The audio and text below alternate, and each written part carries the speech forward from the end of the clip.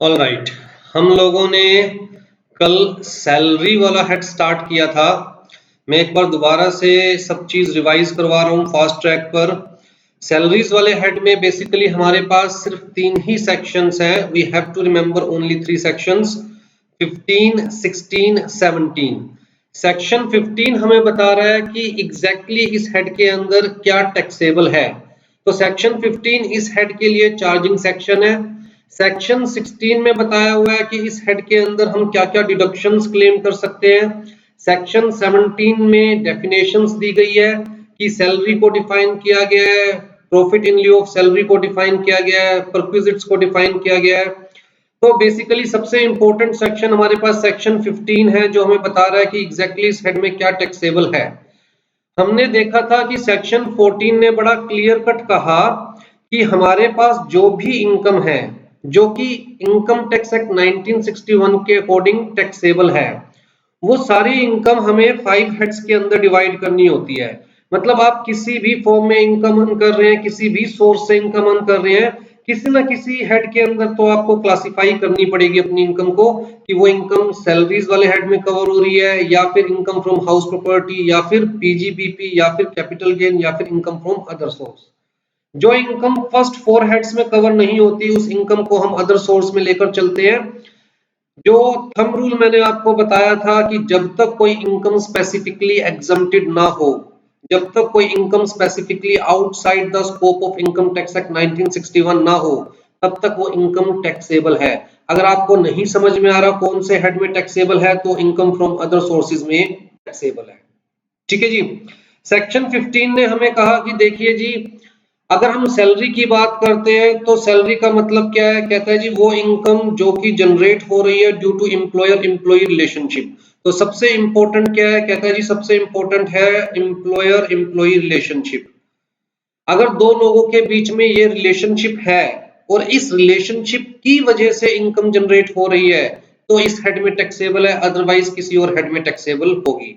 कहता है salary cash में हो सकती है, काइंड में हो सकती है, या फिर इन एनी अदर फॉर्म, जैसे कि जो एम्प्लॉय की ऑब्लिगेशंस थी वो एम्प्लॉयर ने फुलफिल कर दी।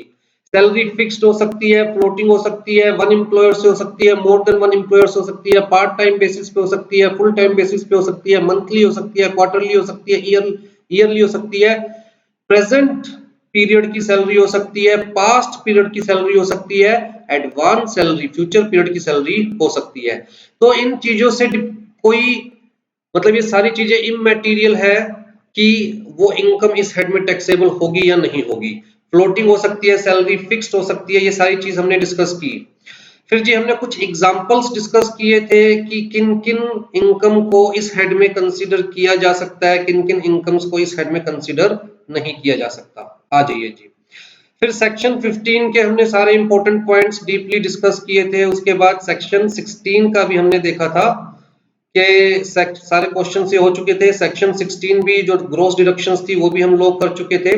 और 3 ही तरह की डिडक्शंस है इस हेड के अंदर। एक हमारे पास ग्रॉस डिडक्शन जिसे हम कहते हैं, जो कि 50,000 रुपीज है, जो कि हर एम्प्लॉय के लिए एलिजिबल है। 50,000 रुपीज जो कि हर एम्प्लॉय के लिए एलिजिबल है, चाहे गवर्नमेंट एम्प्लॉई है चाहे नॉन गवर्नमेंट एम्प्लॉई है, कोई फर्क नहीं पड़ता। जो भी आपकी ग्रोस सैलरी आएगी उसमें से आप ये स्टैंडर्ड डिडक्शन क्लेम कर सकते हैं। दूसरी डिडक्शन है एंटरटेनमेंट अलाउंस की, जो कि सिर्फ गवर्नमेंट एम्प्लॉइज के लिए एलिजिबल है। मतलब सिर्फ गवर्नमेंट एम्प्लॉइज ही एंटरटेनमेंट अलाउंस की डिडक्शन ले सकते हैं। वो भी कितना ले सकते हैं, कहता है जी एक्चुअल एंटरटेनमेंट अलाउंस रिसीव्ड और 20% ऑफ द बेसिक सैलरी और 5,000 rupees which ever is less. उसके बाद तीसरी डिडक्शन है हमारे पास टैक्स ऑन एम्प्लॉयमेंट, या जिसे हम प्रोफेशनल टैक्स भी कहते हैं, जो कि स्टेट गवर्नमेंट को दिया जाता है। अगर एम्प्लॉयमेंट की वजह से आपको कोई टैक्स पे करना पड़ रहा है तो उसकी बात की जा रही है ये। और ये भी हर एम्प्लॉय के केस में वैलिड है। मतलब चाहे गवर्नमेंट एम्प्लॉय है चाहे नॉन गवर्नमेंट एम्प्लॉय है, इसकी डिडक्शन क्लेम की जा सकती है। अब हमें स्टार्ट करना है जी अलाउंसेस से।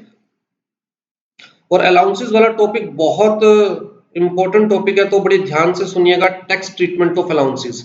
सबसे पहली चीज तो अलाउंसेस होते क्या है।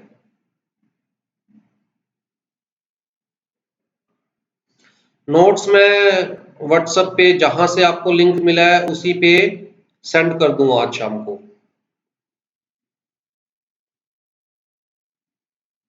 हाँ जी, अलाउंसेस।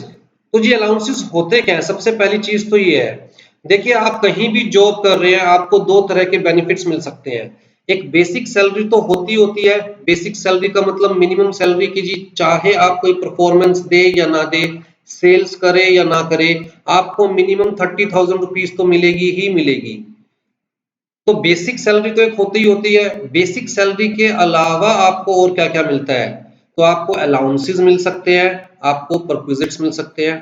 अलाउंसेस का मतलब क्या हुआ? Which is payable in cash by the employer to the employee. Simple सी चीज, सबसे पहला वर्ड क्या याद रखना है कि allowances are benefits payable in cash. किससे? कहता है by the employer to the employee for some specific purpose. ये सेकंड इंपॉर्टेंट वर्ड है, फॉर सम स्पेसिफिक पर्पस।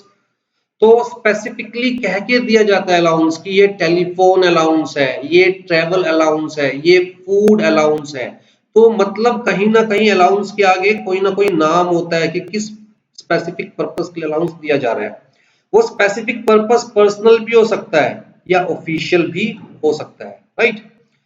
तीसरी इंपॉर्टेंट चीज क्या है? जब हम अलाउंस की बात करते हैं तो employer is least concern whether employee is actually utilizing that amount for that specific purpose or not।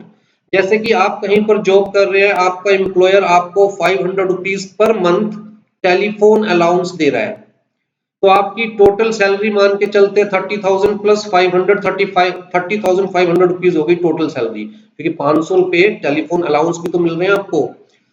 अब जी हो सकता है आपके एम्प्लॉयर ने ये सोचकर 500 रुपए पर मंथ आपको दिया कि आप ऑफिशियल पर्पस से कॉल करते हैं तो आपका टेलीफोन का एक्सपेंस है, लेकिन एम्प्लॉयर ये पैसा देने के बाद कहता है जी I am least concern whether you are actually utilising this money और नॉट। इसका मतलब आप चाहे तो इस पैसे को उस पर्पस के लिए यूटिलाइज कर सकते हैं, चाहे तो इस पैसे को पूरा का पूरा बचा सकते हैं मिस कॉल खेलकर, राइट। तो क्योंकि यहां पर एम्प्लॉयर लीस्ट कंसर्न है, आपने खर्च किया नहीं किया, क्योंकि आप इस पैसे को बचा सकते हैं, इसीलिए अलाउंसेस आर ऑलवेज टैक्सेबल। तो थंब रूल क्या याद रखेंगे? Allowances are always taxable even given for official purpose. अगर अलाउंसेस ऑफिशियल पर्पस के लिए दिए गए हैं तब भी दे आर ऑलवेज टैक्सेबल। इसीलिए अगर हम अलाउंस की बात करेंगे तो हमें देखना पड़ेगा क्या हमने एग्जम्पशन पड़ी है उस पर्टिकुलर अलाउंस को लेकर कोई। अगर कोई एग्जम्पशन पड़ी है तो वो एग्जम्पशन आपको अप्लाई करनी है, अदरवाइज क्वेश्चन में मान के चलना है कोई अलाउंस किसी भी नाम से क्वेश्चन में आपके सामने आ गया तो मान के चलेंगे कि वो टैक्सेबल है, that is the part of the salary. दोबारा से रिपीट कर रहा हूं, अगर हमने किसी अलाउंस को लेकर कोई एग्जम्पशन नहीं पड़ी तो मान के चलेंगे that is taxable, that is the part of the salary. आज जी टाइप ऑफ अलाउंसेस, तो सिंपलिसिटी के पॉइंट ऑफ व्यू से अलाउंसेस को हम इन कैटेगरीज में डिवाइड कर सकते हैं। ये हार्ड एंड फास्ट रूल नहीं है, मैंने अपने नोट्स में ऐसे डिवाइड किया, आप अपने हिसाब से अपनी कन्वीनियंस के अकॉर्डिंग जैसे आप इसको याद रख सकते हैं डिवाइड कर सकते हैं। तो ये house rent allowance, allowances taxable to certain amount और परसेंटेज, इसके अंदर भी दो कैटेगरीज है, for the performance of the official duty जो अलाउंस मिल रहा है, या फिर टू मीट पर्सनल एक्सपेंस जो अलाउंस मिल रहा है। फिर जी fully taxable allowances, fully exempted allowances, allowances allowed to transport employees and entertainment allowance। Entertainment allowance की हमने ऊपर ट्रीटमेंट देख ली थी, डिडक्शन हमें मिलता है एंटरटेनमेंट अलाउंस के नाम का सेक्शन 16 में। तो जी सबसे पहले हम हाउस रेंट अलाउंस की बात करते हैं। अब बहुत सारे बच्चों का सवाल होता है सर ये सेक्शंस याद रखने हैं या ये रूल याद रखने हैं। देखिए याद रख सकते हैं तो well and good, otherwise income tax के अंदर सेक्शंस एग्जीक्यूटिव लेवल पर इतने ज्यादा इंपॉर्टेंट नहीं होते, राइट। बट याद रख सकते हैं तो इससे अच्छा कोई बात ही नहीं। लेकिन मेजर सेक्शंस याद रखनी है, जैसे अगर मैं कह रहा हूं कि भैया सैलरी में कितने सेक्शंस है तो आपको पता होना चाहिए 15, 16, 17 तीन ही सेक्शन है। एटलीस्ट इतना तो पता होना चाहिए कि section 15 is the charging section, section 16 is the deduction section, section 17 is the definition section, right. तो ऊपर ऊपर से कम आपको पता होना चाहिए। अब जी हाउस रेंट अलाउंस के बारे में बताया गया है सेक्शन 10, 13A में और इसकी टैक्स ट्रीटमेंट क्या होगी ये बताया गया है rule 2A of income tax rules 1962 में। Income tax act 1961, income tax rules 1962। अब जी हाउस रेंट अलाउंस होता क्या है, मान के चलिए आप जॉब कर रहे हैं और जॉब करने की वजह से आपको रेंट पर हाउस लेना पड़ रहा है। जैसे कि आप दिल्ली में परमानेंट आपका रेजिडेंस है, लेकिन जॉब के पॉइंट ऑफ व्यू से आप मुंबई में रह रहे हैं, और क्योंकि आप मुंबई में जॉब कर रहे हैं तो वहां पर आपको रेंट पर हाउस लेना पड़ रहा है, और क्योंकि आपकी जेब से खर्चा हो रहा है तो आपका एम्प्लॉयर उसको कंपनसेट करने के लिए आपको अलाउंस दे रहा है। किसको कंपनसेट करने के लिए? हाउस रेंट को कंपनसेट करने के लिए आपको अलाउंस दिया जा रहा है, तो उसे हम बोलेंगे हाउस रेंट अलाउंस। तो मान के चलते हैं जी आपकी बेसिक सैलरी तो है 30,000 रुपीज पर मंथ, उसके अलावा आपको 5,000 रुपए और दिए जा रहे हैं। किस चीज के दिए जा रहे हैं? कि जी आपने घर ले रखा है रेंट पे, आपको रेंट पे करना पड़ रहा है, घर आपने एम्प्लॉयमेंट की वजह से ले रखा है रेंट पर, तो उसके नाम का आपको एम्प्लॉयर कुछ एक्स्ट्रा दे रहा है बेसिक सैलरी से ऊपर, तो उसे हम बोलेंगे हाउस रेंट अलाउंस। तो ये इसके अंदर हमें पढ़ना क्या है? हमें पढ़ना है कि क्या house rent allowance completely taxable है या फिर कुछ एग्जम्पशन मिलती है, राइट। तो अब कंप्लीटली टैक्सेबल है या कुछ एग्जम्पशन मिलती है, ये कहां बता रखा है? कहता है जी रूल 2A। कहां बता रखा है? Rule 2A of income tax rules 1962। हाँ जी, आ जाइए। तो रूल 2A क्या कह रहा है? रूल 2A कह रहा है जी सबसे पहले तो आप ये देखिए जो आपने रेंट पर हाउस ले रखा है वो कहां पर ले रखा है। मतलब अगर वो ले रखा है मेट्रो सिटीज के अंदर, कोलकाता है, चेन्नई है, दिल्ली है या मुंबई है, तो एग्जम्पशन ये रहेगी। और अगर आपने ले रखा है अदर देन मेट्रो सिटीज में, तो एग्जम्पशन ये रहेगी। तो इन चार मेट्रो सिटीज को आपको याद रखना पड़ेगा, कोलकाता, चेन्नई, दिल्ली, मुंबई। ठीक है जी। अब यहां पर अगर आपने हाउस ले रखा है रेंट पर, आपका परमानेंट रेजिडेंस कहां पर है कोई फर्क नहीं पड़ता, आपकी जॉब कहां पर है कोई फर्क नहीं पड़ता। दोबारा से रिपीट कर रहा हूं, हो सकता है कि आप जॉब कर रहे हैं दिल्ली में लेकिन आपने हाउस ले रखा है नोएडा में, तो कहां का एड्रेस कंसीडर किया जाएगा? दिल्ली का या नोएडा का? नोएडा का। तो इस पॉइंट ऑफ व्यू से रूल 2A के पॉइंट ऑफ व्यू से मान के चला जाएगा कि आप नोएडा में रहते हैं, ना कि दिल्ली कंसीडर किया जाएगा। तो एग्जैक्टली आपका रेंटल हाउस कहां पर है उस चीज से फर्क पड़ता है। ठीक है जी। तो एग्जम्पशन कितनी होगी? कहता है जी HRA actually received, house rent allowance actually received, और rent paid for accommodation in excess of 10% of HRA salary. तो जी rent paid less 10% of HRA salary, ठीक है, या फिर 50% ऑफ एचआरए सैलरी, इन तीनों में से जो भी मिनिमम आएगा दैट विल बी एग्जम्प्टेड और बाकी का टैक्सेबल। मान के चलो आपको एचआरए मिल रहा है 10,000 रुपए, और इन तीनों में से मिनिमम जो आ रहा है वो आ रहा है 7,000 रुपए, तो जी ये 7,000 रुपए एग्जम्प्टेड, बाकी आप 3,000 रुपए ग्रोस सैलरी में इंक्लूड करोगे। ठीक है। यहां पर अगर आपका मतलब अदर देन मेट्रो सिटीज है तो ये वाला पैरामीटर सेम है, एक्चुअल रेंट रिसीव्ड, ये वाला पैरामीटर सेम है, rent paid less 10% of HRA salary. यहां पर पैरामीटर चेंज हो जाता है 40% ऑफ एचआरए सैलरी, क्योंकि मेट्रो सिटीज में मान के चला जाता है कि घर थोड़े ज्यादा महंगे होंगे, आप ज्यादा रेंट पे करते होंगे, इसलिए यहाँ पर 50% ऑफ एचआरए सैलरी तक एग्जम्प्ट कर दिया गया है। और नॉन मेट्रो सिटीज के अंदर मान के चला जाता है कि भैया घर थोड़े से ज्यादा महंगे नहीं होंगे, तो यहाँ पर जो एग्जम्पशन दी गई है वो 40% ऑफ एचआरए सैलरी तक की एग्जम्पशन दी गई है। तो सबसे पहले तो आपको ये याद रखना पड़ेगा कि एग्जम्पशन कितनी है। ठीक है। अब यहां पर एक वर्ड बार बार हाईलाइट किया जा रहा है, एचआरए सैलरी। तो एचआरए सैलरी का क्या मतलब है? क्या क्या सैलरी के कंपोनेंट्स इंक्लूड किए जाएंगे एचआरए सैलरी में? तो जी एचआरए सैलरी में क्या क्या कंपोनेंट्स इंक्लूड किए जाएंगे? कहता है जी basic salary plus dearness allowance if such dearness allowance is the part of employment और retirement benefit, commission if received as fixed percentage of the total turnover achieved by the employee। Dearness allowance क्या होता है कौन बताएगा?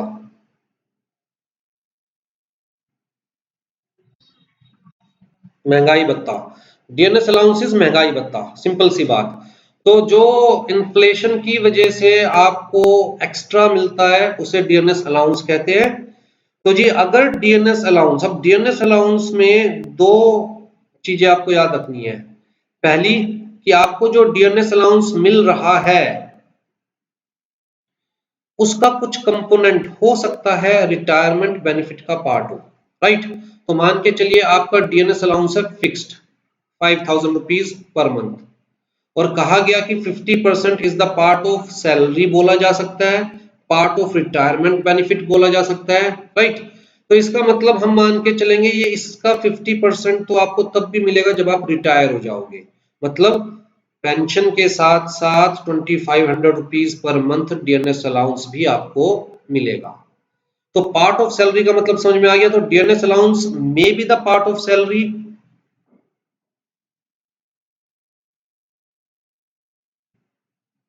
may not be the part of salary।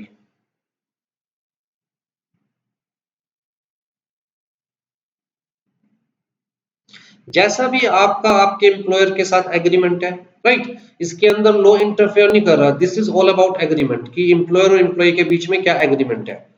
तो उसके basis पर बस क्वेश्चन में बताया जाएगा कि whether it is the part of the salary और not the part of the salary.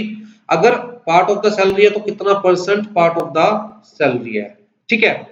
तो जी एचआरए सैलरी के पॉइंट ऑफ व्यू से, एचआरए सैलरी के पॉइंट ऑफ व्यू से इनकम टैक्स एक्ट 1961 कहता है you have to consider basic salary plus you have to consider DNS allowance, अगर employ को कोई डीएनएस अलाउंस मिल रहा है तो। लेकिन डीएनएस अलाउंस भी कौन से वाला, कहता है which is forming part of retirement benefit. इसका मतलब जैसे हमने यहाँ पर एग्जांपल लिया कि आपको डीएनएस अलाउंस मिल रहा है 5000, तो आपको 5000 कंसीडर नहीं करना है, बल्कि क्या कंसीडर करना है, which is forming part of retirement benefit, मतलब 2500 कंसीडर करना है। उसके अलावा जी सुप्रीम कोर्ट के डिसीजन के बाद इसके अंदर एक और कंपोनेंट ऐड किया गया, वो है कमीशन। तो जो हम कमीशन की बात कर रहे हैं that is not as per income tax act 1961, that is as per the rule of Supreme Court, ठीक है। ये कौन सी कमीशन है, मैं इसे हाईलाइट कर रहा हूं, कौन सी कमीशन है, सेल्स कमीशन। हम हर कमीशन को एचआरए सैलरी में ऐड नहीं करेंगे, एचआरए सैलरी कैलकुलेट करते हुए हम सिर्फ कौन सी कमीशन को कंसीडर करेंगे, सेल्स कमीशन को। और वो सेल्स कमीशन भी कब कंसीडर करेंगे, व्हेन इट इज फिक्स्ड। तो यहां पर क्लियर कट लिखा गया है कि received as fixed percentage of total turnover, turnover का मतलब of total sale achieved by the employ. अगर इसके अलावा कोई और कमीशन क्वेश्चन में दी जाती है तो उस कमीशन को you shall not take as the part of HRA salary. तो जी आपको एमसीक्यू बेस्ड क्वेश्चंस पूछे जाएंगे और उसके अंदर एचआरए सैलरी कैलकुलेट करना बड़ी फ्रिक्वेंटली पूछा जाता है, ठीक है। तो ये एचआरए सैलरी तो आपको कैलकुलेट करनी ही पड़ेगी अगर आपको हाउस रेंट अलाउंस की टैक्सेबिलिटी फाइंड आउट करनी है। तो हाउस रेंट अलाउंस की टैक्सेबिलिटी क्या है, कहता है जी हाउस रेंट अलाउंस की टैक्सेबिलिटी है कि actual house rent allowance received less exemption as per rule 2A। Rule 2A हमने पढ़ा कि एग्जम्पशन क्या है, कहता है जी एक्चुअल हाउस रेंट अलाउंस या फिर rent paid by the employ less 10% of HRA salary, या फिर कहता है 50% अगर मेट्रो सिटी है तो, 4 मेट्रो सिटी हमने डिस्कस किए, और 40% अगर नॉन मेट्रो सिटी है तो ऑफ एचआरए। तो इनमें से जो भी मिनिमम होगा, minimum of following shall be exempted, बाकी सारा क्या है, टैक्सेबल, ठीक है जी। चलिए एक आधा क्वेश्चन करके दिखाइए।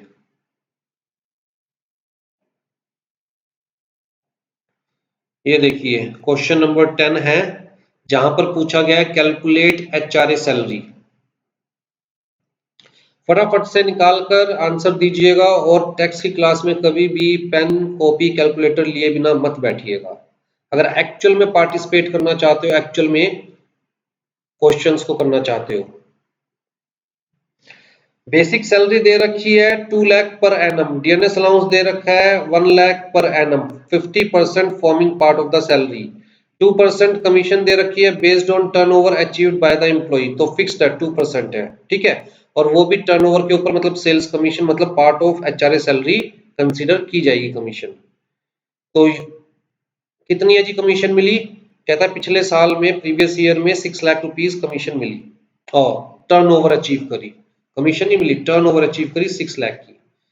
Calculate the HRA salary. तो जी आपको क्या लेना है? बेसिक सैलरी लेनी है विच इज बेसिकली 2 लाख पर एनम ही दे रखा है, तो मंथली बेसिस पे दे रखा होता तो हमें एनुअल बेसिस पे कन्वर्ट करना पड़ता है, बट इन्होंने पर एनम ही दे रखा है तो इसलिए 2 लाख। उसके अलावा डीएनएस अलाउंस दे रखा है 50% forming part of retirement benefit या सैलरी, कुछ भी वर्ड यूज किया जा सकता है। तो जी 1 लाख का 50% लेना है हमने, मतलब 50,000। उसके अलावा कमीशन भी दे रखी है fixed based on the turnover achieved by the employee. कितनी टर्नओवर अचीव करी? 6 लाख टर्नओवर अचीव करी, तो इसका 2% कमीशन। तो 6 लाख का 2% कितना बैठा?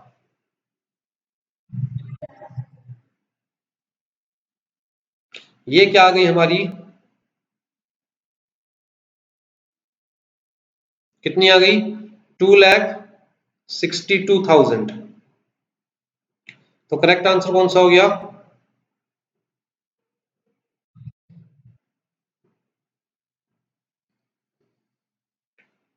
नेक्स्ट करके दिखाइए जी, नेक्स्ट करके दिखाइए 11th।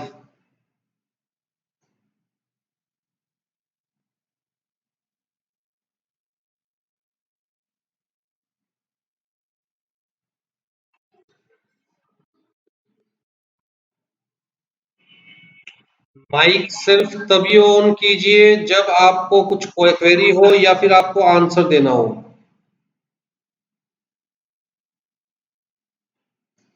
11th का आंसर बताइए जी फटाफट से। आया मेरे पास एक आंसर आया।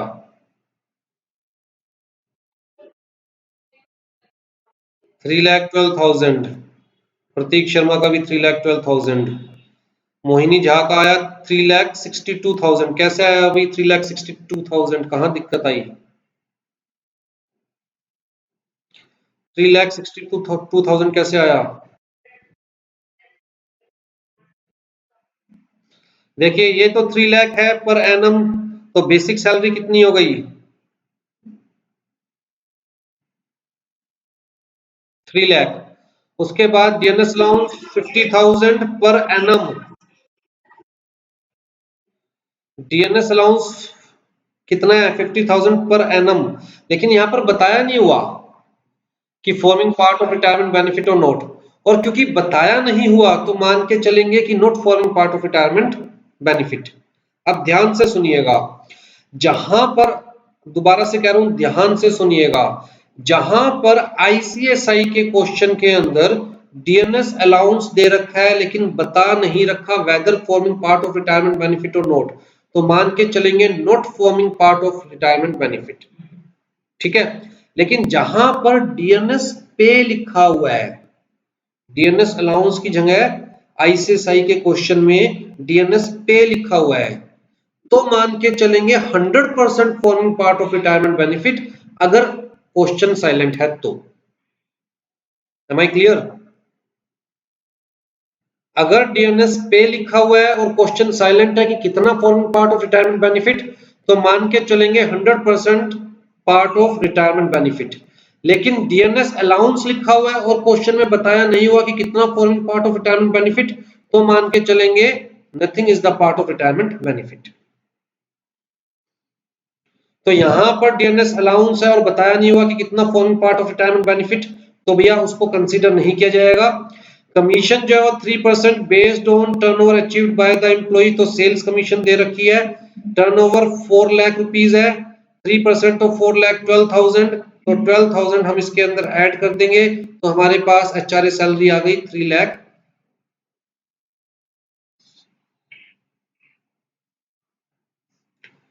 ठीक है जी, 12th का आंसर बताइए।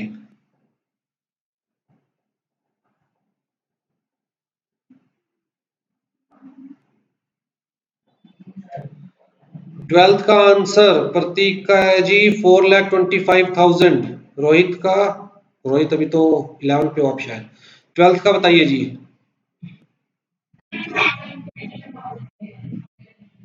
4,25,000 ही होगा। क्या कमीशन को कंसीडर नहीं किया जाएगा?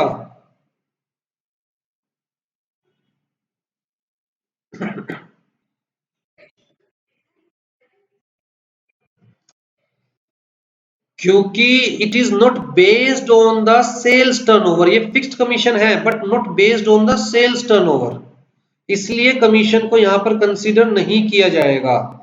और यहां पर दे रखा है DNS allowance forming part of retirement benefit, मतलब पूरा DNS allowance is the forming part of retirement benefit, तो 4 लाख प्लस 25,000, 4,25,000। ठीक है जी। अब 13th का बताइए।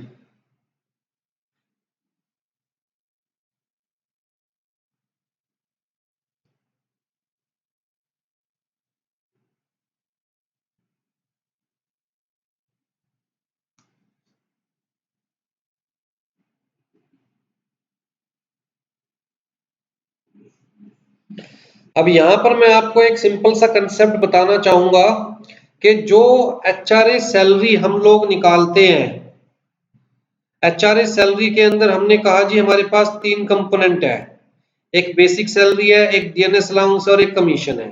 ठीक है, बेसिक सैलरी हमें लेनी है ड्यू बेसिस पर,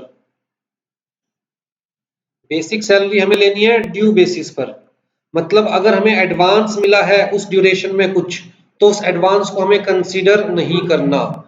अगर एरियर्स है तो उसको कंसीडर नहीं करना, हमें क्या कंसीडर करना है, ड्यू बेसिस पर, चाहे पैसे मिले हैं नहीं मिले हैं, चाहे एडवांस मिले, कोई फर्क नहीं पड़ता। इसी तरह डीएनएस अलाउंस जो हमें कंसीडर करना है ड्यू बेसिस पर, और कमीशन जो कंसीडर करनी है रिसिप्ट बेसिस पर। ठीक है जी, तो यहां पर नोट्स में हाईलाइट किया होगा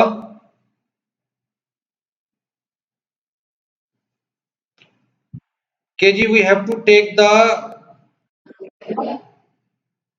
rent allowance is taxable on due basis, और बेसिक सैलरी मतलब ड्यू बेसिस पे लेनी होती है for HRA salary is to be taken on due basis. ठीक है, तो ये चीज दिमाग में रखिएगा। अब क्वेश्चन आपके सामने बता रहा हूं।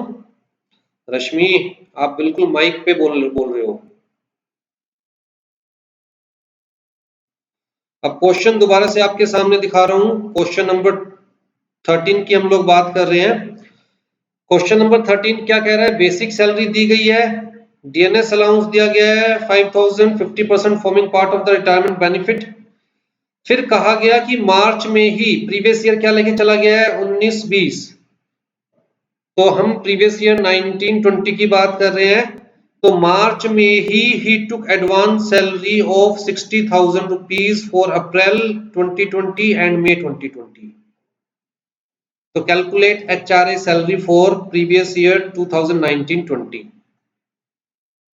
आ जाओ जी, 3,90,000 आंसर बता रखा है, और सुहास ने 3,60,000 आंसर बता रखा है।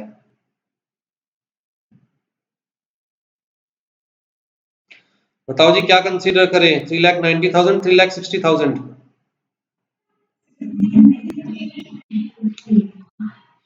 ओके चलो देखते हैं। बेसिक सैलरी है हमारे पास 3,000 रुपीज, 30,000 रुपीज पर मंथ।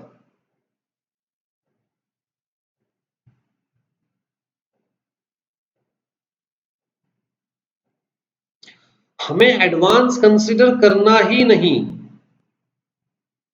ठीक है जी। उसके बाद डीएनएस अलाउंस है 5,000 rupees per month, 50% forming part of retirement benefit.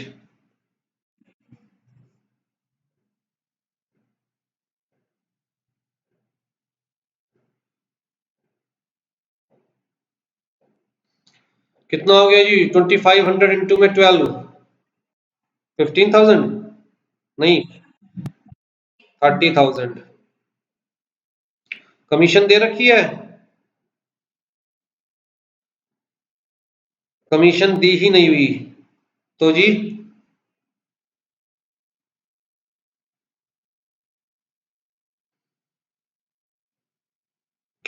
ठीक है जी। चलिए अगला बताइए, ये वाला 14th। हर क्वेश्चन में एक एक केस कवर करने की कोशिश की गई है, जैसे एडवांस सैलरी मिली है तब क्या होगा, एरियर्स मिले तब क्या होगा। 13th का सॉल्यूशन बेटा ये रहा, हमें बेसिक सैलरी लेनी है 30,000 रुपीज पर मंथ इंटू में 12, 3,60,000 और डीएनएस अलाउंस लेना है 50% forming part of retirement benefit, तो 50% ऑफ 5,000 इंटू में 12 इज इक्वल टू 30,000। कमीशन दे ही नहीं रखी है, एडवांस सैलरी कंसीडर नहीं करनी क्योंकि ड्यू बेसिस के ऊपर कैलकुलेट करना होता है एचआरए सैलरी को, तो टोटल मिला के 3,90,000। 14th क्वेश्चन,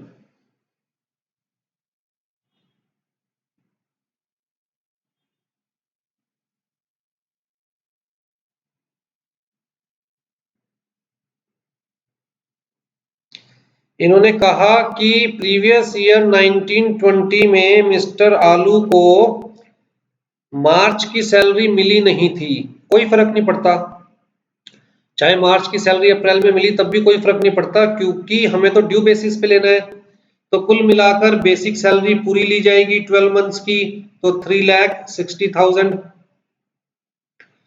फिर जी डीएनएस अलाउंस 5,000 रुपीज बताया हुआ है पर मंथ, लेकिन दे नहीं रखा कि actually forming part of retirement benefit और नॉट, तो नहीं दे रखा है तो कंसीडर नहीं किया जाएगा एचआरए सैलरी के पॉइंट ऑफ व्यू से। फिक्स्ड कमीशन दे रखी है 3,000 रुपीज पर मंथ, तो it is not based on the sales turnover, तो इसे भी कंसीडर नहीं किया जाएगा। ठीक है, तो टोटल मिलाकर आंसर क्या आ गया हमारे पास 15th। देखिए जी 15th। अब यहाँ पर एचआरए सैलरी नहीं पूछा हुआ, टैक्सेबल एचआरए पूछा हुआ है। तो टैक्सेबल एचआरए के पॉइंट ऑफ व्यू से सबसे पहले दोबारा से रिवाइज कीजिए कि हमें क्या क्या कंसीडर करना होता है, कि हमें एचआरए सैलरी निकालनी है, उसके बाद देखना है एक्चुअल एचआरए कितना मिला है, देखना है rent paid less 10% of HRA salary, हमें देखना है कि मेट्रो सिटी में है या अदर देन मेट्रो सिटी में, मेट्रो सिटी में है तो 50% of HRA salary, non metro city में है तो 40% ऑफ एचआरए सैलरी, और मेट्रो सिटी का मतलब वो 4 ही सिटी है जो मैंने आपको बताए हैं। ठीक है, तो इनमें से जो मिनिमम होगा वो एक्चुअल एचआरए में से क्या हो जाएगा, एग्जम्प्ट हो जाएगा। तो अब निकाल के दिखाइए क्वेश्चन।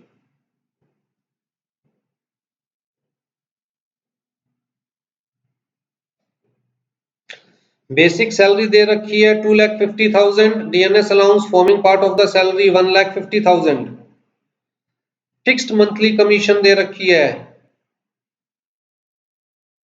5,000 पर मंथ, फिर जी एचआरए भी दिया हुआ है 5,000 पर मंथ, रेंट पेड कितना है, कहता है जी मुंबई में है, मुंबई 4 मेट्रो सिटीज में से एक, कितना है 7,000। टैक्सेबल एचआरए निकालना है आपको। सबसे पहले क्या कैलकुलेट करेंगे एचआरए सैलरी, क्योंकि उसके बिना तो हम बाकी की 3 कंडीशंस देख ही नहीं सकते।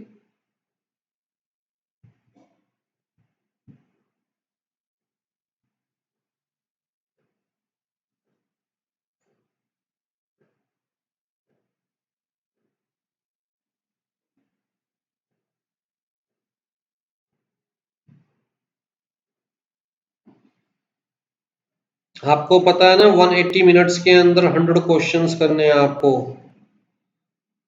तो इवन प्रैक्टिकल क्वेश्चन के लिए भी आपके पास 2 मिनट से ज्यादा नहीं है किसी।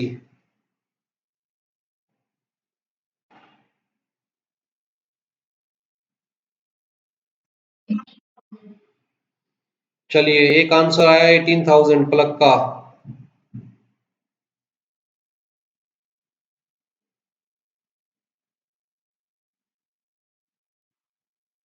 हम्म, आंसर में है ये 24,000।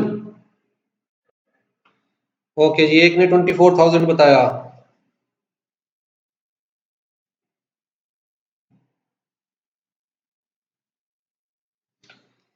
बेसिक सैलरी कितनी है जी? 2,50,000। फिर DNS allowance forming part of salary, 100% DNS allowance forming part of salary, तो कितना है जी? कहता है जी 1,50,000। फिक्स्ड मंथली कमीशन ली जाएगी, द आंसर इज नो। तो एचआरए सैलरी कितनी हो गई? 4 लाख। एचआरए सैलरी हमारे पास 4 लाख है, तो यहाँ पर अब एक्चुअल एचआरए कितना है? कहता है 5,000 रुपीज पर मंथ, तो 5,000 इंटू में 12 कितना आया? 60,000। रेंट पेड कितना है जी? कहता है रेंट पेड है 7,000 रुपीज पर मंथ, तो 7,000 रुपीज पर month minus 10% of HRA salary. HRA salary 4 lakh आई थी, तो 10% उसका कितना हो गया? 40,000। तो ये कितना है आंसर? 82,000, 84,000 लेस 40,000। तो तीसरा क्या है? कहता है मुंबई में घर है, मुंबई में घर है तो एचआरए सैलरी का 50%। एचआरए सैलरी कितनी है? 4 लाख, तो 50% ऑफ 2 लाख। इन तीनों में से मिनिमम कितना है? कहता है जी 44,000 इज मिनिमम। 44,000 मिनिमम है, तो एक्चुअल एचआरए कितना मिला? 60,000। इसमें से लेस क्या करेंगे? 44,000, तो टैक्सेबल एचआरए कितना आ गया हमारे पास?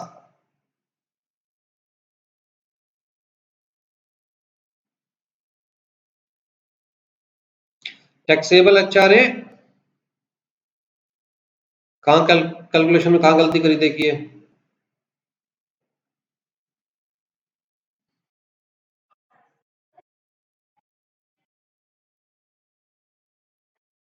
बेटा फॉर्मिंग पार्ट ऑफ सैलरी, अगर फॉर्मिंग पार्ट ऑफ सैलरी है तो भी कंसीडर किया जाएगा, या फिर forming part of time benefit तो भी कंसीडर किया जाएगा। दोनों वर्ड्स याद रखने हैं। तो 4 लाख कैलकुलेशन में देखिए कहाँ गलती हुई। एचआर 16,000 ही आ रहा है, फिर क्वेश्चन में कहाँ गलती हुई? चलिए जी, याद रखना इसके अंदर 16,000 है आंसर, इसका मतलब ऑप्शंस गलत दे रखे हैं। कैलकुलेशन ठीक है ना? दोबारा से रीचेक कर लेना। एक्चुअल एक्चुअल एचआरए रिसीव्ड 5,000 ही है, इनटू में 12 60,000। फिर जी रेंट पेड 7,000 ही है, इनटू में 12 तो हो गया 84,000 लेस 40,000, 10% ऑफ एचआरए सैलरी, तो हो गया 44,000। ठीक है, 50% ऑफ एचआरए सैलरी, तो 50% ऑफ 4 लाख 2 लाख, मिनिमम कितना है? 44,000। एक्चुअल में से मिनिमम जो एग्जम्प्टेड है वो माइनस किया, तो टैक्सेबल कितना आ गया एचआरए? ठीक है जी, 16th वाला बताइए। हम्म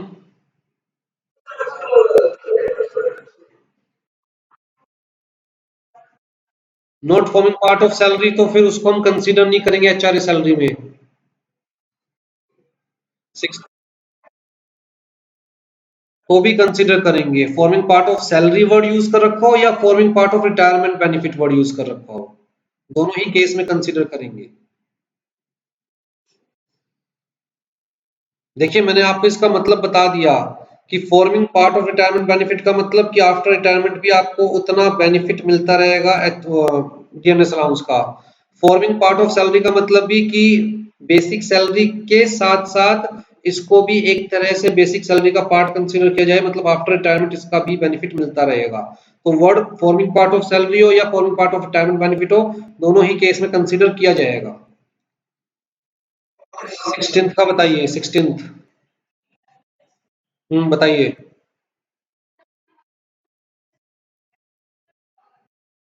एचआरए से बाबू टैक्सेबल एचआरए कितना है? हमने कहा जो एचआरए एक्चुअल में एम्प्लॉय को रिसीव हो रहा है। चलो मैं क्वेश्चन के फॉर्म में करके दिखाता हूं। अगर मुझे टैक्सेबल सैलरी निकालनी है तो सबसे पहले मैं क्या लिखूंगा? Basic salary. बेसिक सैलरी कितनी दे रखी है जी? 25, मतलब यहाँ पर मंथली बेसिस पे दे नहीं रखी, तो मैं सीधा 2,50,000 रुपीज। बेसिक सैलरी 100% टैक्सेबल है हर केस में। उसके अलावा जी इन्होंने दे रखा है कि डीएनएस अलाउंस मिल रहा है कितना लमसम दे रखा है इन्होंने 1,50,000। डीएनएस अलाउंस हर केस में 100% टैक्सेबल है, कोई एग्जम्पशन नहीं होती। फिर जी उसके बाद इन्होंने दे रखा है fixed monthly commission 5,000 rupees per month. तो जी कमीशन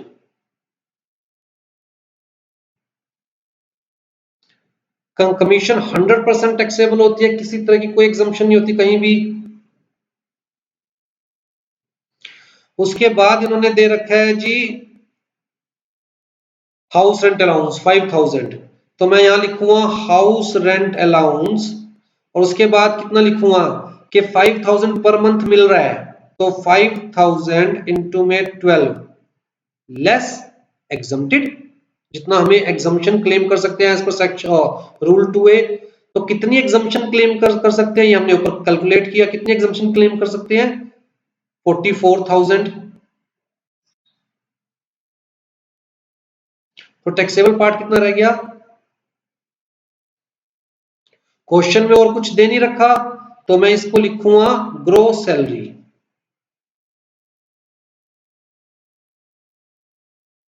ये जो हमारे पास आया क्या आया, ग्रोस सैलरी कितना आया ये 4,60,000 प्लस 16,000 4,76,000।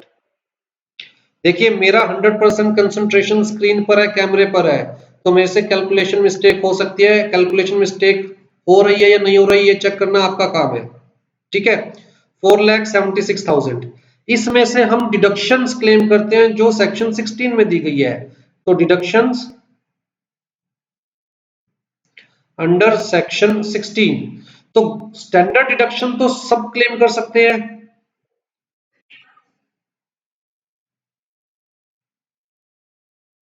कितना है 50,000, वो हर एम्प्लॉय के लिए, गवर्नमेंट है नॉन गवर्नमेंट है कोई फर्क नहीं पड़ता। उसके अलावा एंटरटेनमेंट अलाउंस क्वेश्चन में दिया ही नहीं हुआ, प्रोफेशनल टैक्स क्वेश्चन में दिया ही नहीं हुआ। तो जी यहां पर हमारे पास अब जो आएगी वो आएगी टैक्सेबल सैलरी। टैक्सेबल भी कह सकते हैं आप इसे, नेट भी कह सकते हैं।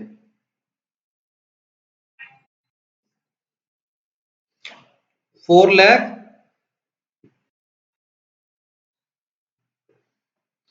तो इस पॉइंट ऑफ व्यू से आप क्वेश्चन को देखिए, इसी सीक्वेंस में क्वेश्चन करना है हमें। कोई भी सैलरी का क्वेश्चन दे रखा है, सबसे पहले we have to consider basic salary, then we have to consider all the allowances, commission हो बोनस हो जो भी मतलब कैश में मिलता है, ठीक है। Then we have to consider all the perquisites, उसके बाद we have to consider profit in lieu of salary, उसके बाद we have to consider all retirement benefits. अगर इस सीक्वेंस वाइज चलेंगे तो क्वेश्चन डेफिनेटली आपका ठीक होगा, गलत नहीं होगा। अब ये वाला क्वेश्चन करके दिखाइए 16th। नील।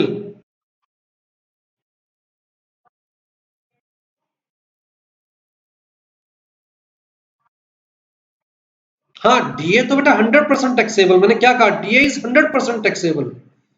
कौन सा पार्ट डीए का लेना है नहीं लेना है वो एचआरए सैलरी के पॉइंट ऑफ व्यू से कंसीडर कर रहे हैं ना, अदरवाइज टोटल सैलरी में डीए इज 100% टैक्सेबल। किसी भी केस में DA is the part of the salary, जैसे बेसिक सैलरी हर केस में 100% टैक्सेबल होती है, इसी तरह डीएनएस अलाउंस महंगाई भत्ता, बोनस होगी, कमीशन हो गया, ओवर टाइम हो गया, ये क्या है पार्ट ऑफ द सैलरी तो है, ये 100% टैक्सेबल हर केस में। 16th का एक आंसर आया जी अभी तक नील। और कोई?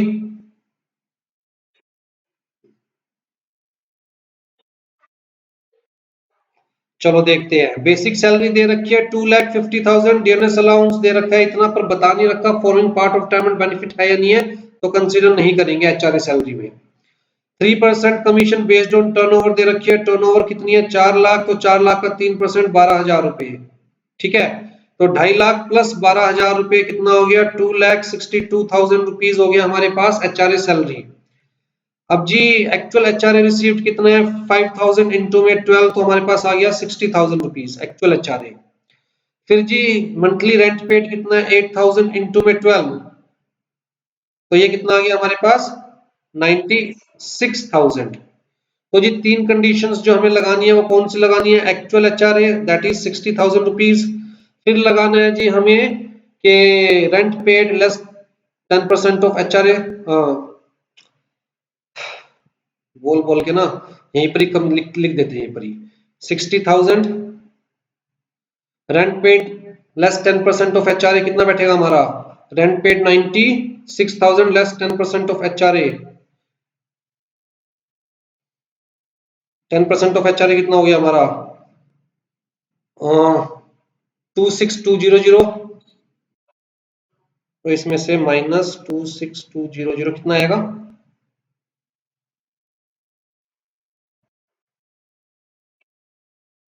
69800, तो 60,000 ये आ गया 69800 और 40% ऑफ एचआरए सैलरी, क्योंकि जयपुर है ना तो 40% कितना बैठेगा, इसका 40% 1,04,800, 1,04,800, तो इनमें से जो भी मिनिमम है वो एग्जम्प्टेड, मिनिमम कितना है 60,000, तो मतलब पूरा एचआरए एग्जम्प्टेड है, तो आंसर क्या जाएगा, टैक्सेबल एचआरए क्या जाएगा हमारे पास नील। अच्छा, क्वेश्चन में ये चीज भी नोट करना कि टैक्सेबल एचआरए पूछा हुआ है या एग्जम्प्टेड पूछा हुआ है, अगर यहां पर टैक्सेबल की जगह एग्जम्प्टेड एचआरए लिखा होता लास्ट में तो फिर 60,000 आंसर होता, टैक्सेबल एचआरए पूछा हुआ तो नील आंसर है।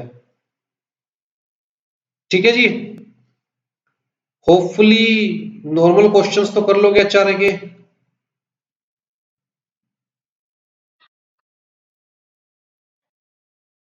बाबू एचआरए टैक्सेबल एचआरए सैलरी पूछी गई तो टैक्सेबल तो क्या है नील, लेकिन अगर क्वेश्चन में लास्ट में पूछा जाता है एग्जम्प्टेड एचआरए तो क्या हो जाता आंसर 60,000। कई बार हम लोग फास्ट ट्रैक को क्वेश्चन पढ़ने के चक्कर में, भाई एग्जाम्स में टाइम थोड़ा है, क्वेश्चन को कंप्लीटली पढ़ना ही भूल जाते हैं और गलत आंसर लिख देते हैं। नील एग्जम्प्टेड कितना है, least of the following, least क्या है 60,000 एचआरए मिल रहा है, 60,000 लीस्ट है, तो सारा का सारा एग्जाम्प्ट हो गया, तो टैक्सेबल क्या हो गया नील। ठीक है, अभी पहले पहले थोड़ा सा और कर लेते हैं इसका, जो एक्चुअल में जहां फैक्टर्स चेंज हो रहे हैं वो वाले क्वेश्चंस।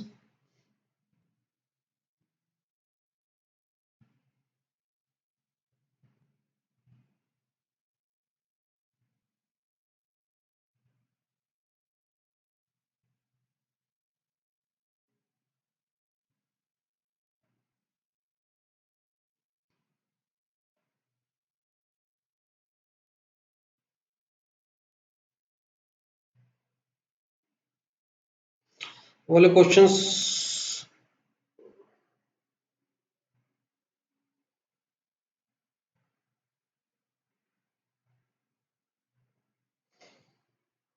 वो इसके साथ मिक्स करके दे रखे होंगे। चलो पहले आगे कर लेते हैं फिर वो क्वेश्चंस देखेंगे। आपकी बुक में देखे कौन से क्वेश्चंस दे रखे हैं, ये जून 2021 के लिए आपकी अपडेटेड बुक दे रखी है।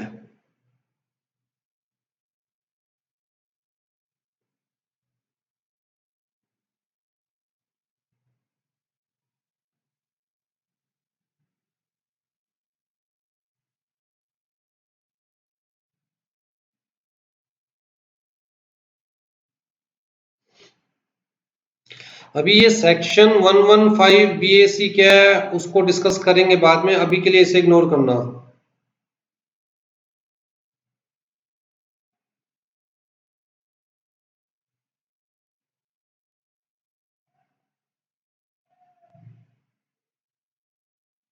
चलो फिर अभी नहीं डिस्कस करते, क्योंकि सेक्शन 115 बीएसी अभी मैं आपको बताऊंगा फिर डिस्कस करेंगे बुक के क्वेश्चंस। इन्होंने दोनों ऑप्शंस लेके चले हुए हैं ये।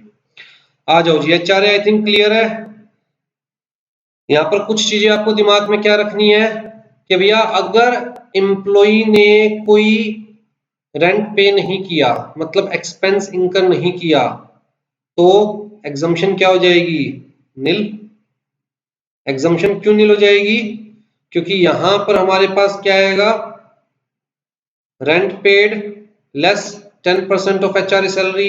रेंट पेड अगर नील है तो नील लेस 10% ऑफ एचआरए सैलरी मतलब नील। तो लीस्ट एग्जम्प्टेड क्या हो जाएगा, नील। इसका मतलब टैक्सेबल क्या हो जाएगा, 100%। तो अगर एम्प्लॉई ने अपनी जेब से कोई खर्चा नहीं किया हाउस रेंट पर तो एग्जम्पशन नील हो जाएगी, 100% house rent allowance will be taxable. ठीक है जी। उसके अलावा जो जजेस को हाउस रेंट अलाउंस मिलता है, हाई कोर्ट के, सुप्रीम कोर्ट के जजेस को, वो 100% एग्जम्प्टेड होता है। आ जाओ जी, अभी हमने क्या कवर किया, हमने कवर किया सिर्फ ये वाला हाउस रेंट अलाउंस। अब हम क्या कवर कर रहे हैं, allowance taxable to certain amount और परसेंटेज। तो यहाँ पर भी दो कैटेगरीज है कि वो allowance which is for the performance of official duty, या वो allowance which is for the for personal expense. आ जाइए जी। तो सबसे पहले for the performance of official duty, rule कौन सा है हमारा, जहां पर टैक्सेबिलिटी दे रखी है अलाउंसेस की, कहता है अलाउंसेस बताए हुए हैं सेक्शन 10(14) में, और टैक्सेबिलिटी कहां दी हुई है इनकी, रूल 2BB में।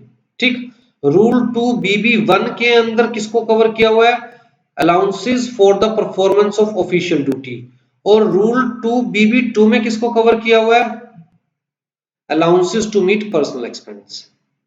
ठीक है जी। आ जाइए, सबसे पहले हम क्या कर रहे हैं, जो ऑफिशियल ड्यूटी के पर्पज से अलाउंसेस दिए जाते हैं, इसका मतलब जहां पर कहीं ना कहीं ये उम्मीद की जाती है कि आप ये पैसा सिर्फ ऑफिस के पर्पज के लिए ही खर्च करेंगे, पर्सनल पर्पज के लिए खर्च नहीं करेंगे। ठीक है, तो these allowances are exempted to the extent of actual amount received और actual amount spent for the purpose of the duty whichever is less.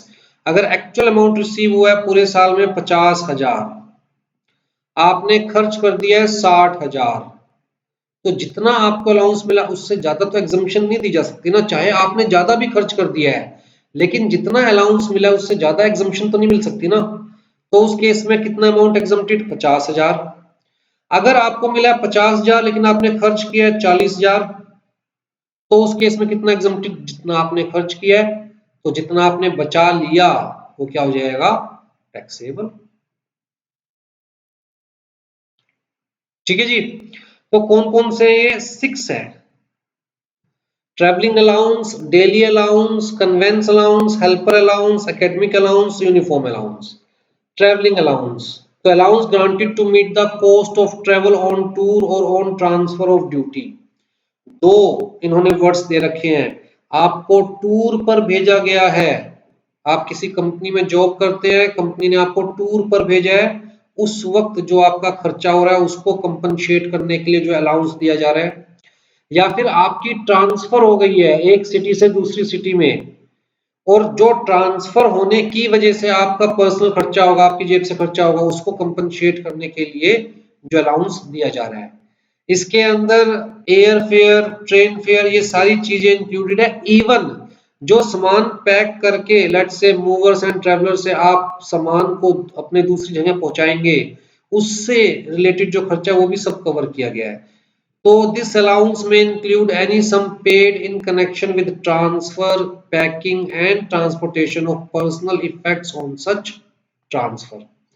तो जो ट्रैवलिंग अलाउंस है, ये जो डेली बेसिस पे ट्रैवल करना पड़ता है वो उसकी बात नहीं कर रहे हैं। जैसे मान के चलिए आप कहीं पर जॉब कर रहे हैं, दिल्ली में रहते हैं, दिल्ली में ही जॉब कर रहे हैं, जॉब करते करते आपको कभी आरओसी जाना पड़ता है ऑफिशियल वर्क से, कभी एमसीए जाना पड़ता है ऑफिशियल वर्क से, उसमें जो आपका खर्चा होता है उसकी बात नहीं कर रहे हैं। किसकी बात कर रहे हैं, जब आपको बाहर टूर पर भेजा जा रहा है तब आपका जो खर्चा हो रहा है उसको कंपनसेट करने के लिए जो अलाउंस दिया जा रहा है, या आपकी ट्रांसफर हुई है तो आपका जो खर्चा हो रहा है उसको कंपनसेट करने के लिए जो अलाउंस दिया जा रहा है, उस अलाउंस को हम क्या बोलेंगे, ट्रैवलिंग अलाउंस।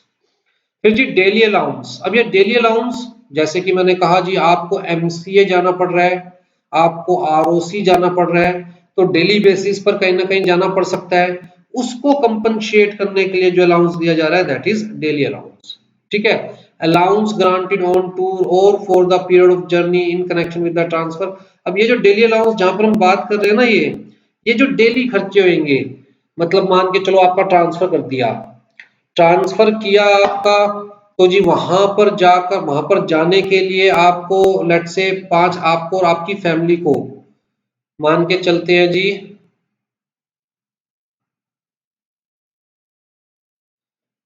20,000 रुपीज तो ट्रेन की टिकट लग गई। फिर जी आपने अपना सामान भी भेजा नई सिटी के अंदर, तो 10,000 रुपीज उसके अंदर लग गए। तो टोटल मिलाकर 30,000 रुपीज आपके लग गए, जो कि आपने एम्प्लॉयर से रिम्बर्स करवा लिए या एम्प्लॉयर ने आपको दे दिए। वो क्या है? ठीक है। अभी वहां पर आपको घर नहीं मिला है, मान के चलते हैं अभी घर नहीं मिला, तो आप फैमिली को नहीं लेके जा रहे हो, आप अकेले जा रहे हो। अकेले जा रहे हो तो वहां पर किसी होटल वगैरह में रुकोगे, खाना खाओगे बाहर, तो डेली बेसिस पर एक्स्ट्रा खर्चा होएगा। तो वो डेली बेसिस पे जो ऑर्डिनरी एक्स्ट्रा खर्चा होता है, होटल चार्जेस हो गए, फूड एक्सपेंस हो गए, उसको कंपनसेट करने के लिए जो अलाउंस मिल रहा है वो डेली अलाउंस। कन्वेंस अलाउंस, जैसे कि एमसीए जा रहे हो, आरओसी जा रहे हो, बस का खर्चा है, ऑटो का खर्चा है in the performance of the duty, तो उसको कंपनसेट करने के लिए जो अलाउंस मिल रहा है वो कन्वेंस अलाउंस। लेकिन अगर आपके एम्प्लॉयर ने आपको कन्वेंस दे ही रखा है तो फिर ये कन्वेंस अलाउंस 100% टैक्सेबल, क्योंकि आपके एम्प्लॉयर ने आपको कन्वेंस दे रखा है, उसमें पेट्रोल डलवा के दे रखा है। फिर तो आप ये नहीं कह सकते ना मेरी जेब से आने जाने का खर्चा हो रहा है, तो फिर ये 100% टैक्सेबल हो जाएगा, क्योंकि मान के चला जाएगा ये आपका खर्च हुआ ही नहीं। उसके अलावा अगर आपके एम्प्लॉयर ने कन्वेंस अलाउंस के साथ साथ डेली अलाउंस भी दे रखा है, तो फिर भी कन्वेंस अलाउंस 100% टैक्सेबल। क्यों? जब डेली अलाउंस तो मिल ही रहा है डेली बेसिस के खर्चे के लिए, तो कन्वेंस अलाउंस तो आपकी जेब में बचेगा ही, राइट। तो it should be noted that if employer has provided free conveyance to the employee for the performance of duty, then this allowance is fully taxable. Helper allowance, helper allowance का मतलब आप जो जॉब कर रहे हैं उसके अंदर आपको एक हेल्पिंग हैंड चाहिए। जैसे मान के चलिए किसी कंपनी में आप एससीएस जॉब कर रहे हैं, तो आपको अपने नीचे ट्रेनी चाहिए, हेल्पिंग हैंड चाहिए। तो जी कंपनी खुद अपॉइंट नहीं कर रही है ट्रेनी को, कंपनी आपको कह रही है यार तू अपने आप ही देख ले इसको अपॉइंट करना है, जो पैसे देने हैं तो अपने आप ही दे दियो, हम तो तुझे हेल्पर अलाउंस दे देंगे, राइट। तो वो हेल्पर अलाउंस हो गया। एकेडमिक अलाउंस, आप जॉब करते हैं और आपकी कंपनी चाहती है कि आप एमबीए करें, तो आप कहेंगे भैया खर्चा आएगा एमबीए करने में, कंपनी कहेगी कोई बात नहीं हम कंपनसेट करेंगे जो भी आपका खर्चा होगा। तो जब कंपनी ऐसे खर्चे को कंपनसेट करती है उस अलाउंस क्या बोलते हैं? एकेडमिक अलाउंस, जहां पर अपनी परफॉर्मेंस ऑफ ड्यूटी के पॉइंट ऑफ व्यू से आप एकेडमिक एक्सपेंस कर रहे हैं। फिर जी यूनिफॉर्म अलाउंस, कुछ कंपनीज में होता है ना कि आपको यूनिफॉर्म ही पहन के जाना है या आपको पर्टिकुलर एक ड्रेस कोड फॉलो करना है, तो कंपनीज उसको कंपनसेट करने के लिए कुछ पैसे भी देती है। तो उस पॉइंट ऑफ व्यू से अगर आपको अलाउंस मिल रहा है तो दैट इज यूनिफॉर्म अलाउंस। इन सब के अंदर जितना खर्च हो जाएगा उतना एग्जम्प्टेड, बाकी का टैक्सेबल। जो आप बचा लोगे वो टैक्सेबल, जितना आप खर्च कर दोगे तो मान के चला जाएगा you have spent it in the performance of the duty, तो वो क्या हो जाएगा? एग्जम्प्टेड। ठीक है जी। अब कुछ अलाउंसेस ऐसे हैं जहां पर एग्जैक्ट अमाउंट या एग्जैक्ट परसेंटेज बताई हुई है, इतना एग्जम्प्टेड बाकी टैक्सेबल। खर्च किया है नहीं किया है कोई फर्क नहीं पड़ता, सिंपल सी बात है, इतना एग्जम्प्टेड बाकी टैक्सेबल। तो जी children education allowance, allowance granted to an employee to meet the education expenditure of the children child. तो जी कितना है? 100 rupees per child per month, maximum for 2 children. 100 rupees per child per month, maximum for 2 children. ठीक है जी। इससे related अभी questions देखेंगे, फिलहाल जो थ्योरी वाला पार्ट है वो याद रखिए। फिर जी हॉस्टल एक्सपेंडिचर अलाउंस, तो बच्चों को हॉस्टल में अगर आप करवा रहे हैं तो उसके पॉइंट ऑफ व्यू से आपका एम्प्लॉयर कंपनसेट कर रहा है, तो कितना है जी? 300 पर मंथ पर child, maximum for 2 children. Transport allowance, transport allowance क्या हो गया जी? ऑफिस से घर आना, घर से ऑफिस जाना, ऑफिस से घर आना, घर से ऑफिस जाना। तो पहले तो ये हर एम्प्लॉय के केस में थोड़ी सी एग्जम्पशन अलाउड थी, 1600 रुपीज पर मंथ हर एम्प्लॉय के केस में अलाउड था। अब गवर्नमेंट कहती है बेटा तुम काम पे जा रहे हो, हमारे ऊपर एहसान नहीं कर रहे, जो इसके नाम का हम तुम्हें एग्जम्पशन देंगे। अब सिर्फ किन के लिए अलाउड है ये? जिनको जेन्युइन प्रॉब्लम है ऑफिस तक पहुंचने में, ऑफिस से घर वापस आने में। किनको जेन्युइन प्रॉब्लम है? जो हैंडीकैप है, जो ब्लाइंड है, जो डेफ है, जो डम है। तो अब नॉर्मल एम्प्लॉय के केस में कहता है जी कोई एग्जम्पशन नहीं है ट्रांसपोर्ट अलाउंस में, लेकिन ब्लाइंड है, डेफ है, डम है, हैंडीकैप है, इन केसेस में कितना एग्जम्पशन है? 3200 रुपीज पर मंथ। ठीक है जी। अंडरग्राउंड अलाउंस तो क्लियर कट कहा गया कि अगर कोई एम्प्लॉय माइंस में काम कर रहा है, अंडरग्राउंड माइंस में काम कर रहा है, तो मतलब अननेचुरल क्लाइमेट में काम कर रहा है, तो उस पॉइंट ऑफ व्यू से 800 रुपीज पर मंथ का वो अंडरग्राउंड अलाउंस एग्जम्प्टेड है, अगर उसे कोई अंडरग्राउंड अलाउंस मिल रहा है तो।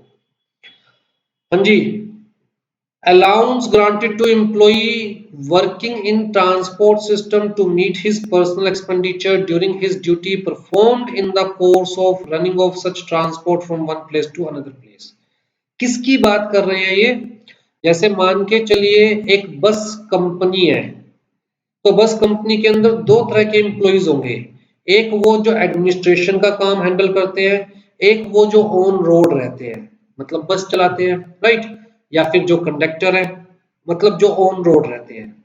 तो ये जो एग्जम्पशन है ये कौन से एम्प्लॉइज के लिए है? जो ऑन रोड रहते हैं during the course of running of such transport, जो ऑन रोड रहते हैं। क्योंकि वो ऑन रोड रहते हैं तो उनका खर्चा ज्यादा होता है, उनको ज्यादा चाहिए, उनको ज्यादा चाहिए, उनको ज्यादा चाहिए, तो उनको ज्यादा पे भी किया जाता है। तो जो उनको ज्यादा पे किया जाता है उसमें से 70% of such allowance, but maximum कितना? 10,000 रुपीज पर मंथ। तो इसका मतलब अगर उनको 20,000 रुपीज पे किया जा रहा है तो इसका 70% निकाल लीजिए। 20,000 का 70% कितना जाएगा?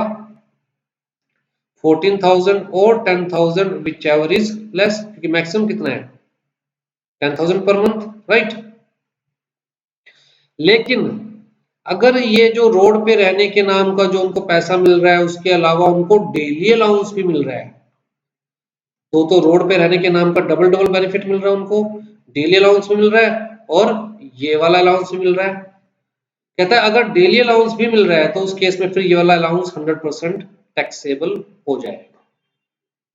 ठीक है जी। तो ये 5 और ऊपर वाले 6 ये आपको बाय हार्ट याद होने चाहिए। नेम भी याद होना चाहिए, पर्पस भी याद होना चाहिए, और कितना अमाउंट एग्जम्प्टेड है ये भी याद होना चाहिए। एक क्वेश्चन तो आएगा ही आएगा। ठीक है जी। फुली टैक्सेबल अलाउंस जो हमने एग्जम्पशन में नहीं पढ़े या नहीं पढ़ेंगे वो सारे टैक्सेबल, चाहे किसी भी नाम से हो। जैसे DNS allowance, city compensatory allowance, आपका शहर चेंज हो रहा है उस नाम का कुछ एम्प्लॉयर्स देते हैं city compensatory allowance. Fixed medical allowance, tiffin allowance, servant allowance, non practising allowance, hill allowance, warden या proctor allowance, deputation allowance, overtime allowance, other allowances जैसे कि family allowance, project allowance, marriage allowance, dinner allowance, telephone allowance, honeymoon allowance, किसी भी नाम से दे रखा हो कोई भी अलाउंस, अगर हमने नहीं पढ़ा कि वो किसी फॉर्म में एग्जम्प्टेड है तो इसका मतलब वो टैक्सेबल है। ठीक है जी। कुछ अलाउंस जो कि एग्जम्प्टेड है, कौन कौन से? कहता है allowances paid to employees of government who is the citizen of India and who is performing outside India, right? Rendering services outside India. So if you are citizen of India and you are the employee of the government of India, rendering service outside India on behalf of the government of India, तो आपको जो भी वहां पर allowance मिल रहे हैं government of India जो भी अलाउंस दे रहे हैं सारे क्या होंगे? 100% एग्जम्प्टेड, सारे 100% एग्जम्प्टेड। लॉजिक नहीं लगाना है इसके अंदर कितना परसेंट एग्जम्प्टेड है, कितना अमाउंट एग्जम्प्टेड है, सारे 100% एग्जम्प्टेड। ठीक है जी। तो जो ब्यूरोक्रेट्स गवर्नमेंट ऑफ इंडिया के तरफ से और कंट्रीज के अंदर बैठे हैं उनको जो भी अलाउंसेस मिल रहे हैं वो सारे क्या? 100% एग्जम्प्टेड। फिर जी जो भी अलाउंस हमारे पास हाई कोर्ट जजेस को या सुप्रीम कोर्ट जजेस को मिलते हैं वो सारे 100% एग्जम्प्टेड होते हैं, क्योंकि इनको जो अलाउंस दिए जाते हैं बेचारों का उससे ज्यादा खर्चा हो जाता है एक स्टेटस मेंटेन करने के लिए या अपनी सिक्योरिटी को मेंटेन करने के लिए। फिर जी जो यूएनओ के एम्प्लॉइज को जो भी अलाउंस मिलते हैं वो सारे 100% एग्जम्प्टेड होते हैं। उसके अलावा जो कंपनसेटरी अलाउंस जजेस को दिए जाते हैं as per article 222 of constitution of India, तो वो भी 100% एग्जम्प्टेड होता है। कंपनसेटरी अलाउंस भी वही होता है अभी जो इनका खर्चा ज्यादा होता है अपना स्टैंडर्ड मेंटेन करने के लिए, अपनी पोजीशन मेंटेन करने के लिए, तो उसको कंपनसेट करने के लिए जो अलाउंस दिया जाता है वो भी 100% एग्जम्प्टेड होते हैं। ठीक है जी। तो 100% एग्जम्प्टेड कौन से है वो तो मेरे ख्याल से बहुत आसान है याद रखना, ज्यादातर जजेस है या फिर ब्यूरोक्रेट्स है या फिर यूएनओ के एम्प्लॉइज है। उसके अलावा 100% टैक्सेबल कौन से जो हमने आज तक पढ़े नहीं वो सारे 100% टैक्सेबल। ठीक। कैलकुलेशंस कहां पर आती है? कैलकुलेशंस यहां पर आती है, क्योंकि ऊपर वाले में भी कैलकुलेशन नहीं है, ऊपर वाले में भी सिंपल है, जितना खर्च कर दिया उतना एग्जम्प्टेड, बाकी का टैक्सेबल। जितना मिला है उससे ज्यादा खर्च कर दिया तो जितना मिला उतना एग्जम्प्टेड, क्योंकि जितना हमें मिलता है उससे ज्यादा तो हम एग्जम्पशन क्लेम कर ही नहीं सकते। तो कैलकुलेशंस कहां रह गई खाली? कैलकुलेशंस खाली यहां पर रह गई। आ जाओ जी कुछ क्वेश्चंस देखें। अच्छा पहले फटाफट से ये 1 2 3 4 जितने भी है ये सारे बताइए, बोलते जाइएगा। हाँ जी फर्स्ट का आंसर।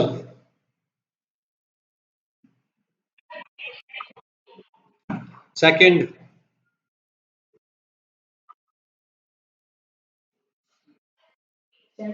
ये है।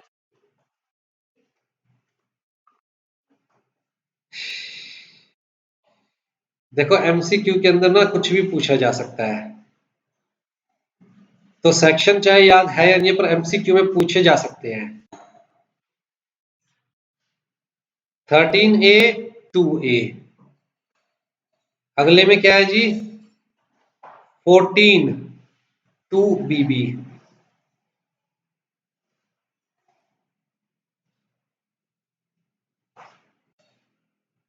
HRA exemption is available to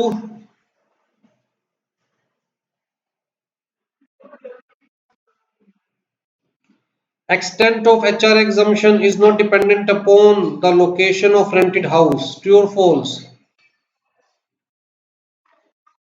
Babu false. अगर मेट्रो सिटी में है तो 50%, अगर नॉन मेट्रो सिटी में है तो एक कंडीशन चेंज हो जाती है ना 40%। तो डिपेंडेंट अपॉन लोकेशन।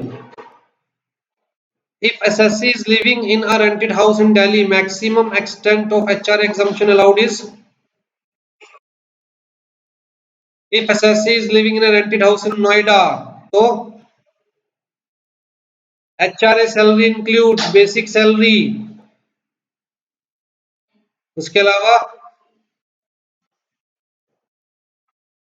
उसके अलावा house rent allowance is taxable on for the purpose of HRA salary is to be taken on।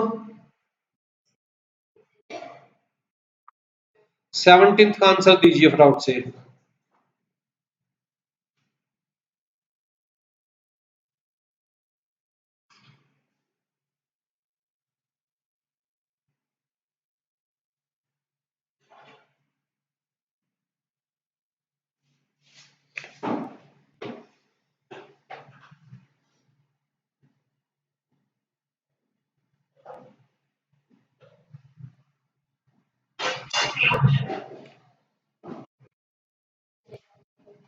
$15,000 is exempted in the hands of Mr. Alu।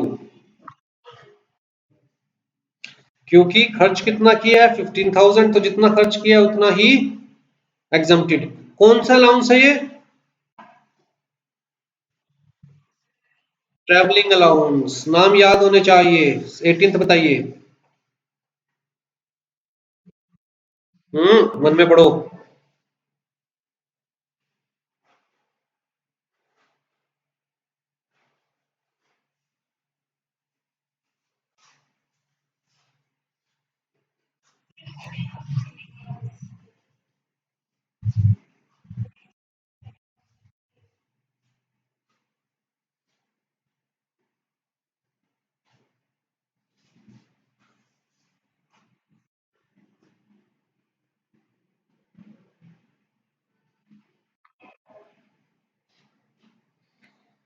दोबारा से थंब रूल याद रखिए, चाहे ज्यादा खर्च कर दिए अपनी पॉकेट से, लेकिन जितना मिला उससे ज्यादा का एग्जम्पशन तो क्लेम नहीं कर सकते ना।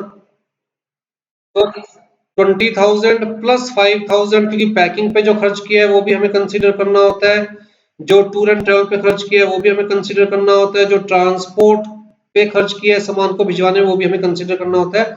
तो खर्च उसने चाहे 35,000 कर दिया, मिला कितना है 30,000, जितना मिला उससे ज्यादा तो एग्जम्पशन क्लेम नहीं कर सकते ना। 19th बताइए।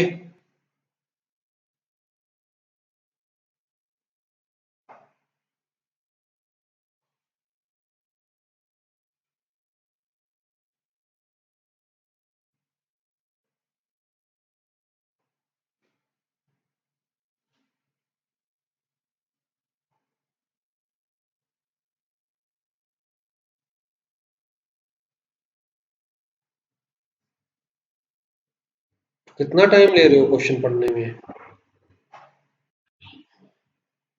6,000 स्पेंड कर दिया तो 1,000 रुपीज टैक्सेबल है in the hands of mister कचालू।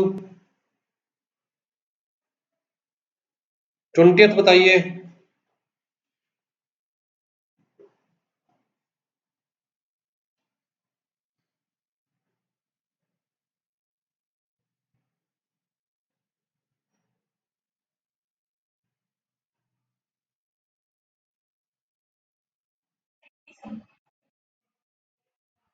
हम्म,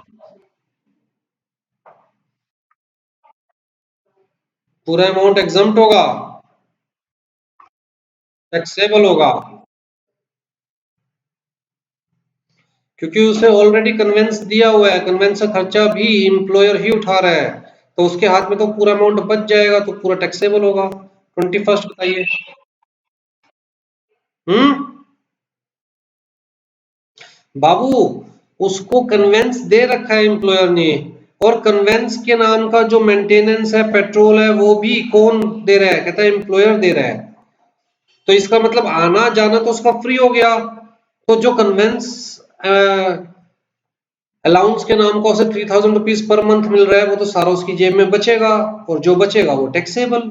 तो होल 3,000 इज टैक्सेबल। 21st बताइए।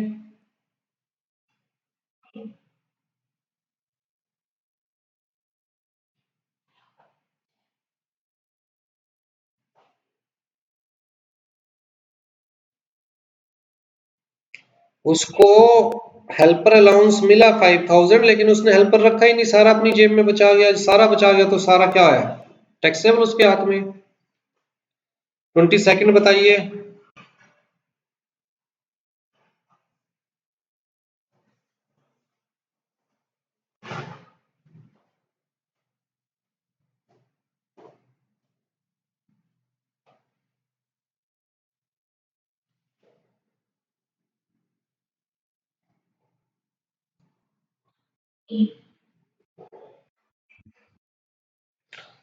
5,000 में से 4,000 उसने हेल्पर की सैलरी रखी थी, तो 1,000 रुपए तो वो टैक्सेबल, प्लस 4,000 में से 1/4 टाइम वो पर्सनल वर्क करवाता था, तो 4 का 1/4 1,000 रुपए ये, तो टोटल मिला के ये तो क्या हो गया उसके हाथ में? टैक्सेबल। एग्जम्प्टेड कितना रह गया? 3,000 5 में से।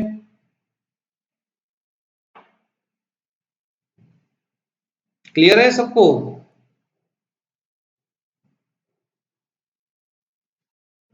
अगला बताइए 23rd।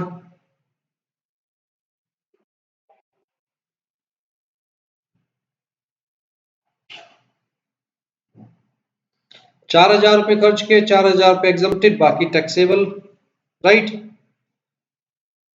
अगला बताइए।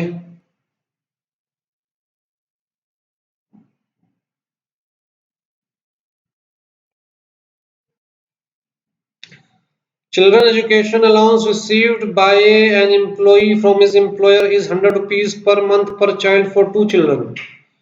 तो उसको 100 रुपीज पर मंथ पर चाइल्ड फॉर 2 चिल्ड्रन मिले, और यही एग्जम्प्टेड है, तो पूरा अमाउंट क्या हो जाएगा? पूरा अमाउंट क्या हो जाएगा? एग्जम्प्ट। तो टैक्सेबल क्या हो जाएगा? Taxable amount is nil. Question को ध्यान से पढ़िए। ये बताइए 25th।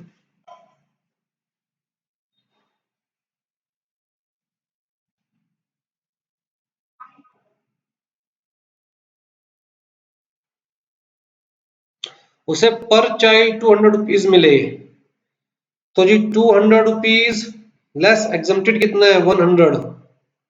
कितने चाइल्ड के लिए? मैक्सिमम 2 चाइल्ड के लिए। उसे 2 चाइल्ड के लिए मिले, 2 चिल्ड्रन के लिए मिले। ठीक है, तो कितना एग्जम्प्टेड हो जाएगा? टैक्सेबल भी इतना हो जाएगा, एग्जम्प्टेड भी इतना। तो टैक्सेबल अमाउंट कितना है? टोटल मिला के कितने मिले उससे? 4800 रुपीज मिले है ना, जिसमें से 2400 एग्जम्प्टेड है। तो टैक्सेबल कितना हो जाएगा? 2400। अगला बताइए जी।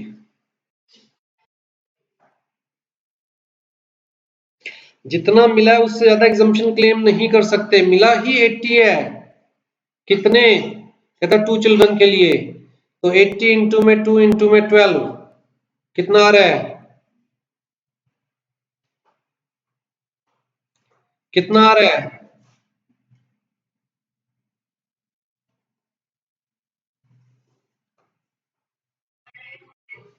1920। तो कितना एग्जम्पशन क्लेम कर सकता है वो? पर चाइल्ड कितना कर सकता है एग्जम्पशन क्लेम? पूरा का पूरा एग्जम्पशन क्लेम कर सकता है, क्योंकि पर चाइल्ड 100 रुपीज एग्जम्पशन क्लेम किया जा सकता है। तो टैक्सेबल अमाउंट क्या है? 27th का आंसर दीजिए।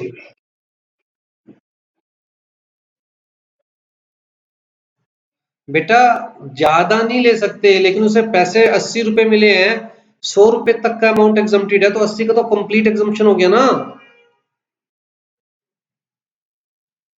ये बताइए।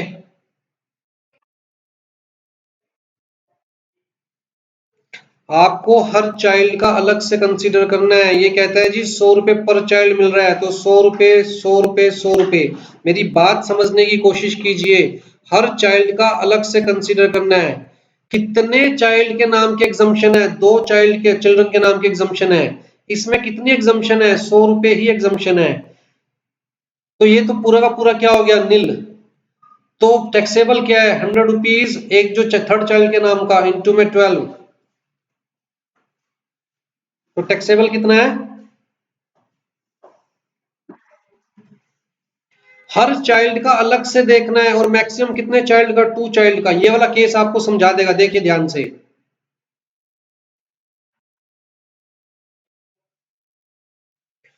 उसे 3 चाइल्ड के नाम का मिल रहा है 60 60 60।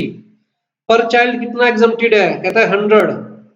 कितने चाइल्ड चिल्ड्रन के नाम का? 2 चिल्ड्रन के नाम का। तो 60 मिल रहा है, 100 तक एग्जम्प्टेड है, तो यहां पर तो क्या हो गया? लेकिन ये वाला 60 टैक्सेबल है, क्योंकि थर्ड चाइल्ड के नाम की कोई एग्जम्पशन ही नहीं है। बात समझ रहे हो?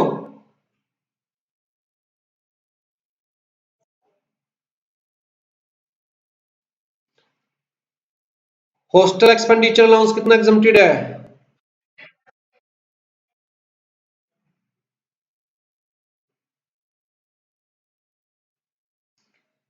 Transport allowance, transport allowance.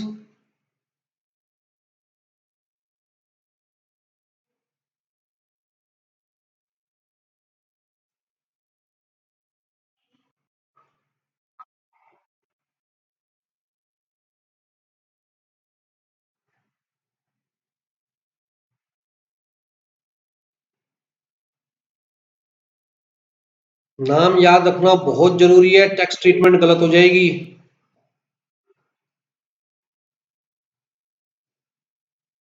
कौन सा आएगा अब?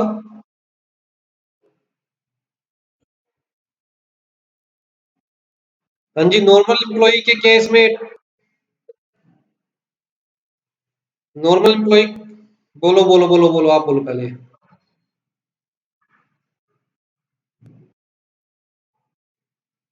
रोहित वॉइस क्लियर नहीं है।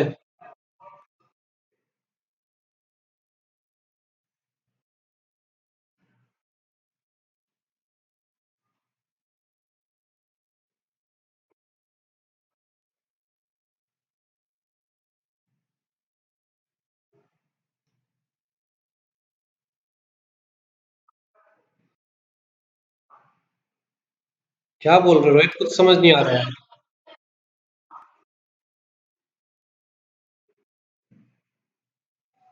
हाँ जी। छोड़ो छोड़ो, म्यूट पे डालो, म्यूट पे डालो, म्यूट पे डालो सब।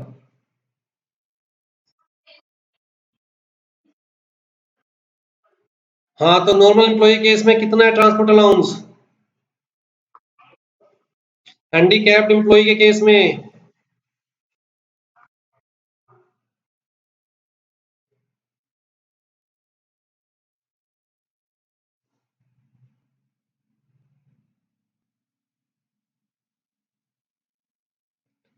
हाँ जी, 35।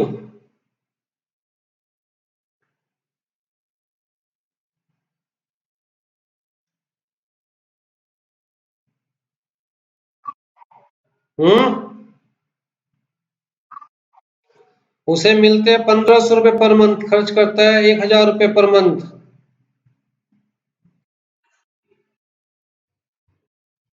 खर्च कितना करता है उससे कोई फर्क नहीं पड़ता। जो अमाउंट दे रखा है उतने तक की एग्जम्पशन क्लेम की जा सकती है। तो इसका मतलब 1500 के 1500 तक की एग्जम्पशन क्लेम की जा सकती है। 36 बताइए।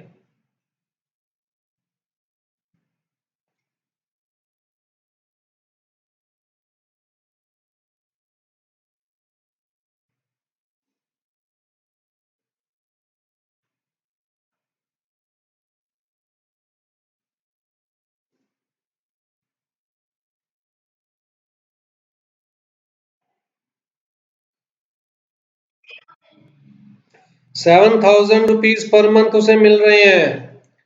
तो टोटल मिलाकर कितना मिल रहा है उसे?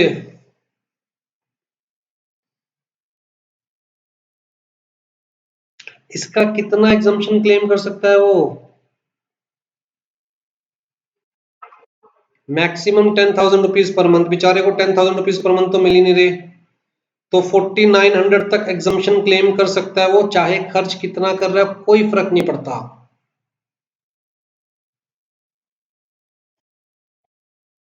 बाबू, जो हम ट्रक ड्राइवर्स की या उन लोगों की बात कर रहे हैं जो ऑन रोड सर्विसेज दे रहे हैं, उनके केस में हमने क्या पढ़ा है कि जितना अलाउंस मिल रहा है उसका 70%, मैक्सिमम 10,000। तो हम कह सकते हैं विच एवर इज लेस।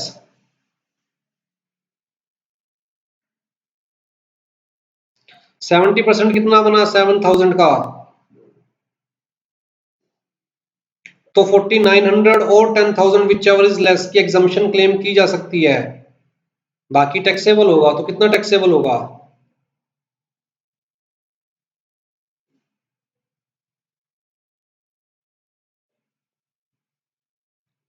कितना टैक्सेबल होगा? 2100 रुपीज पर मंथ। 37 बताइए। कहाँ दिक्कत है बताइए। 2100, इसका 70% निकालेंगे, जितना उसे अलाउंस मिल रहा है उसका 70% कितना आया? मिल कितना रहा है? 7000 में से 4900 एग्जम्प्टेड है, बाकी टैक्सेबल है। 37 बताइए।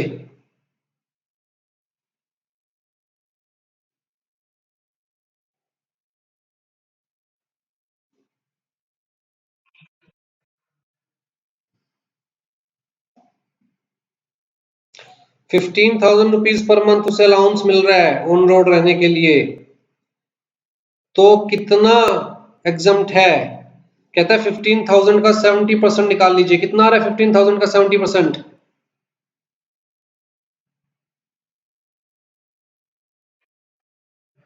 10,500 और 10,000 विच एवर इज लेस, क्योंकि मैक्सिमम 10,000 एग्जम्पशन क्लेम की जा सकती है। तो which ever is less shall be exempted. तो 1500 में से कितना एग्जम्प्टेड है? 10,000। तो टैक्सेबल कितना है? 5,000 पर मंथ। इससे अगला बताइए।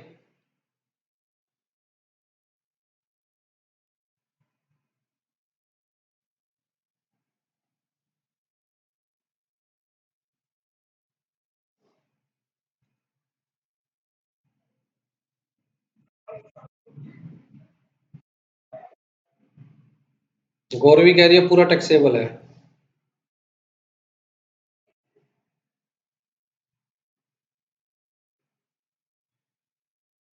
बताइए जी, पूरा टैक्सेबल है क्या?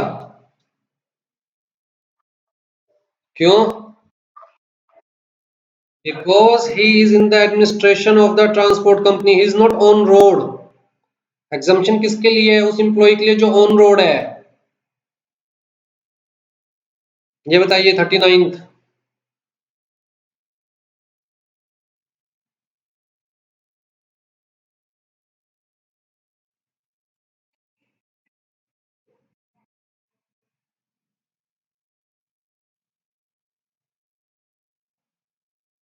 तो ये 100% टैक्सेबल वाले में है ना?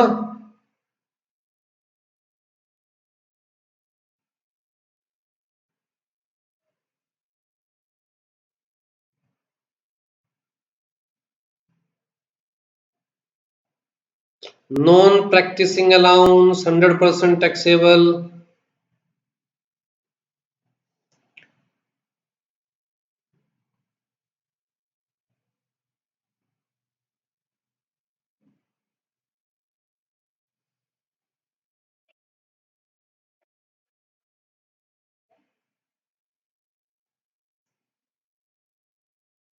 Rule 2BB2।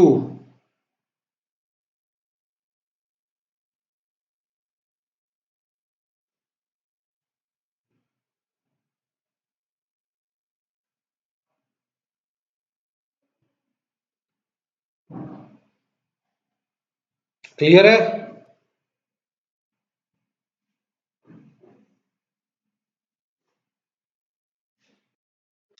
थोड़े से सम रह गए, फटाफट से करके दो।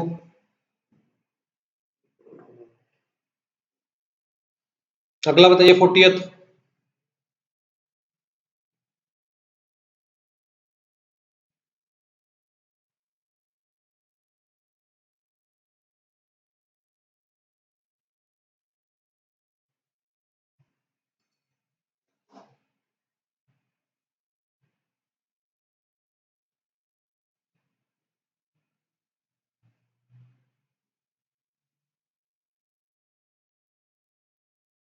100% of amount. Babu this is city compensatory allowance. City compensatory allowance का कहीं एग्जाम्पशन पढ़ी है हमने?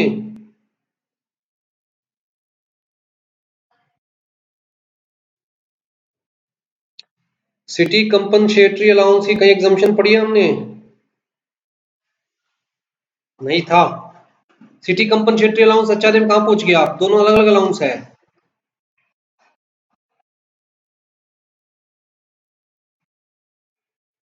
सिटी कंपनसेटरी अलाउंस क्या है?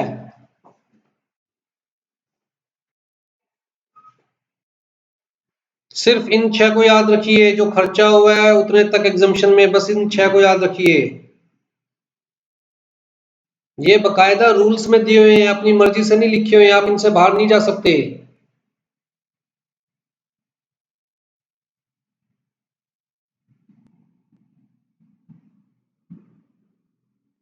अगला बताइए।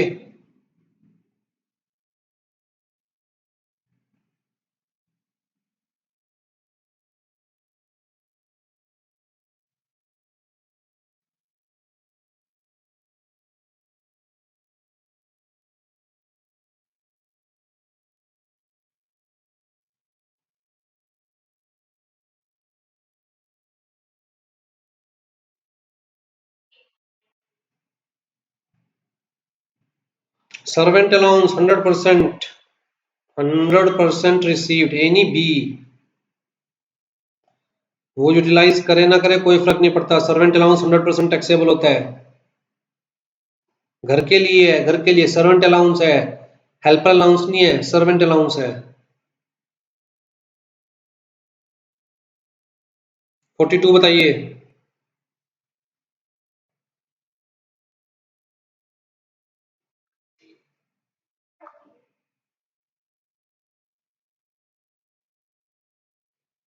43।